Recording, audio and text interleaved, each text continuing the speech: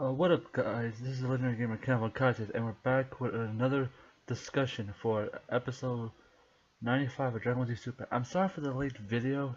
I've been going through some stuff. I got to an accident at work today. Not today, but a few weeks ago, and I was trying to, take it easy a bit, kind of do some soul searching.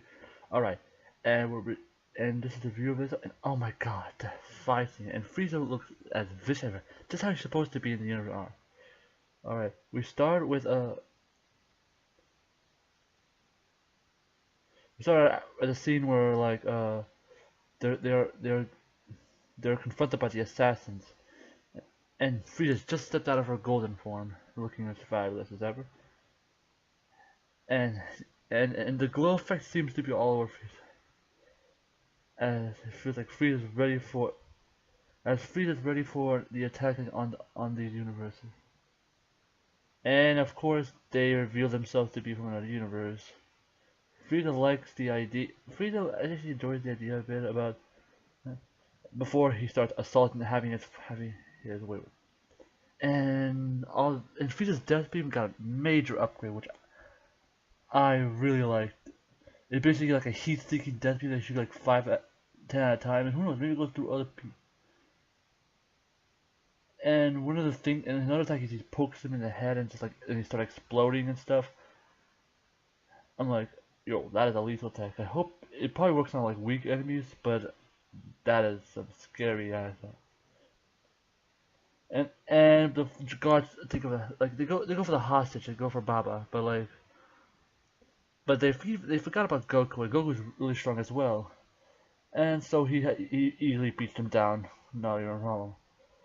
Goku then jumps in to stop Frieza from fighting. Like, nah, Frieza, we have no time for them. You can't keep killing them.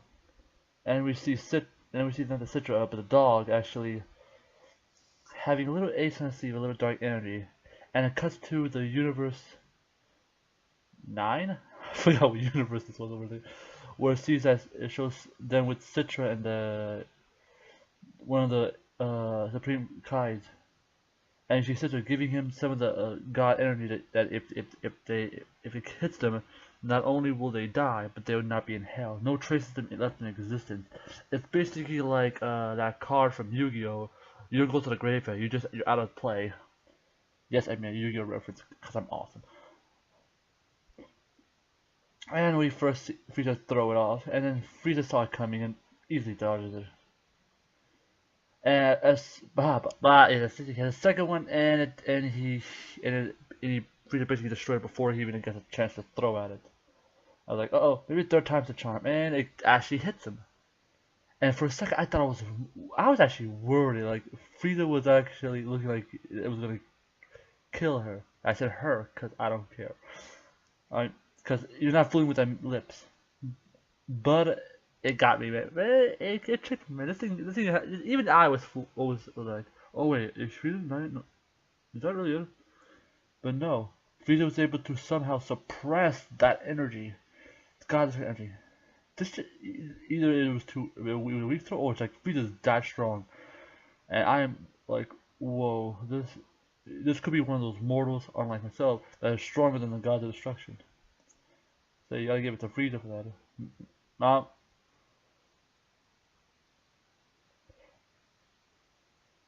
And then it cuts to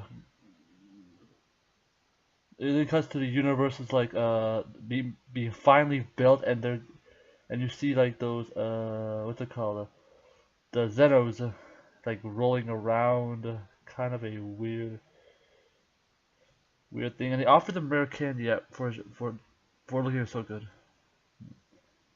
I still don't like the idea of a kid. Maybe the Grand Priest is basically the one who's controlling it all. But I forgot to mention that Goku once again, like Majin Vegeta, instantly he dropped his guard, turned his back on his opponent, and well, we're in this situation again. Man, Goku, you have just gotta stop turning your backs on enemies that can kill you. I mean, Vegeta was made sense because like they thought that he was like they changed. That he was able to get his mind focused, but of course it wasn't.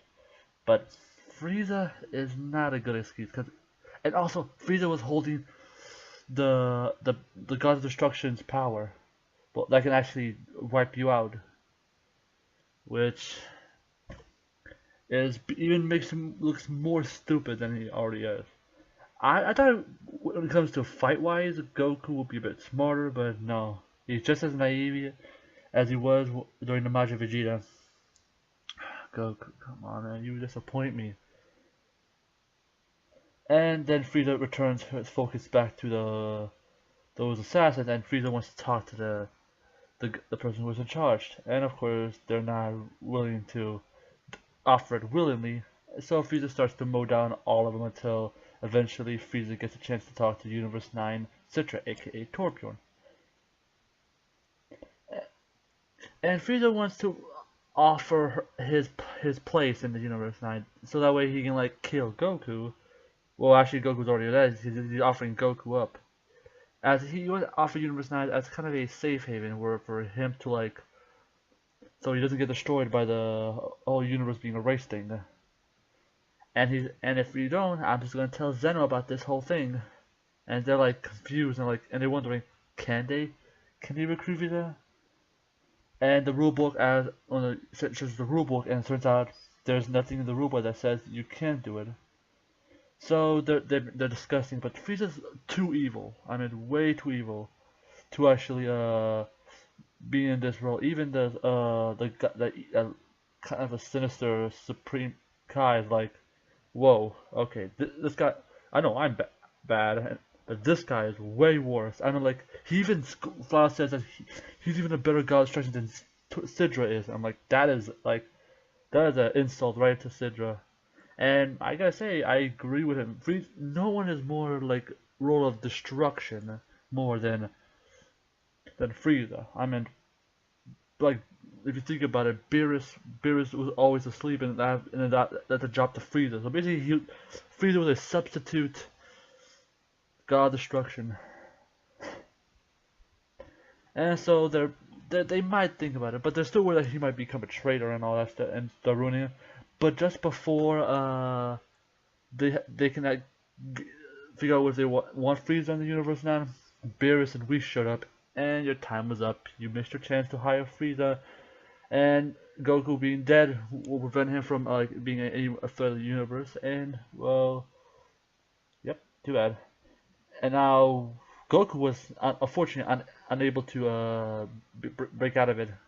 There is a lot of things like it was Goku, a lot of talking in it before, like I started making it like it was Goku strong enough. I still think Goku was in his base form, so he couldn't have done it. But there's others argue that Goku is not as strong as Frieza to break out of it. I have to go with it. He was in his base form. Like you can't really transform while you're under pressure when you're under that much pressure. So and then with Huff and Puff and Whis blew down that God of Destruction energy. But Goku has to quickly defend Frieza, yeah. Just like Vegeta has to defend, make up for Frieza's excuse, now Goku has to. It's because they need Frieza. Like, they actually need Frieza for the tournament. It's almost starting soon, and there's no one else around. And Boo's asleep and all that stuff. Hercule has a stomach ache, so he couldn't really compete for it. I still call Hercule. I don't call him Mr. Satan. I'm usually calling him Hercule because I've been playing a lot of Dragon Ball Z games. So they decided to settle it with a contest. First blood contest. The first person to get their hit wins. And if they win, if Goku wins, they do their way. If Frieza wins, they do his way. Simple as that.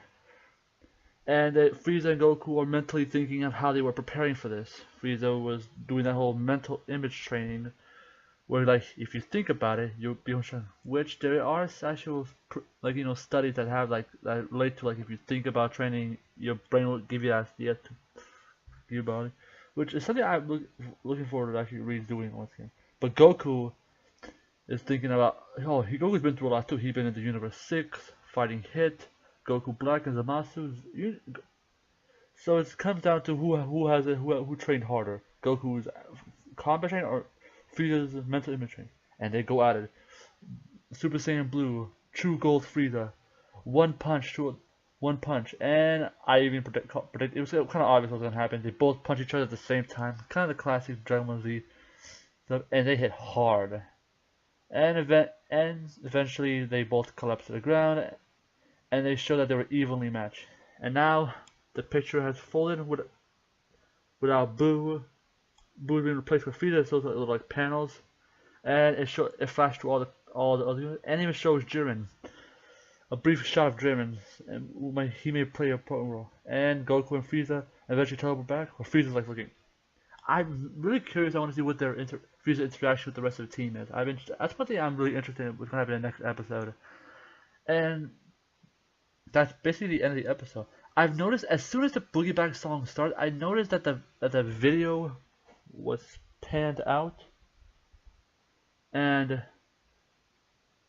I was like, yeah, there's a change in the outro of Boogie Back, because it looked like it was panned out a bit. It was like the first second I caught that, and I was right. They replaced Boo with Frieza, and oh god, it looks good.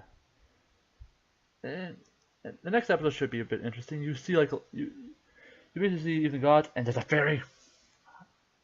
Oh, never mind.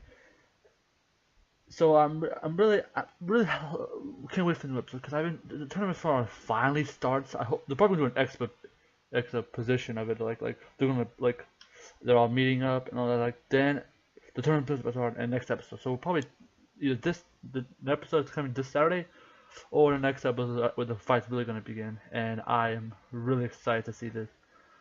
Well, that was my review of the episode. It was really good. It was fast paced. It was the action I wanted. It showed off Frieza's how intense and sinister and malicious Frieza is, and it was a good touch, man. It was one of the best episodes of Super Red. This one. Alright. If you like my video, I will do more discussion, more let's plays, all that. If you like and subscribe to my channel, I have a Twitter on it. Well, I see a Twitch. I'm not doing Twitter. Anyway, this is kind of my Kaiser, and I'm not just OP. I'm just that good. Alright, later.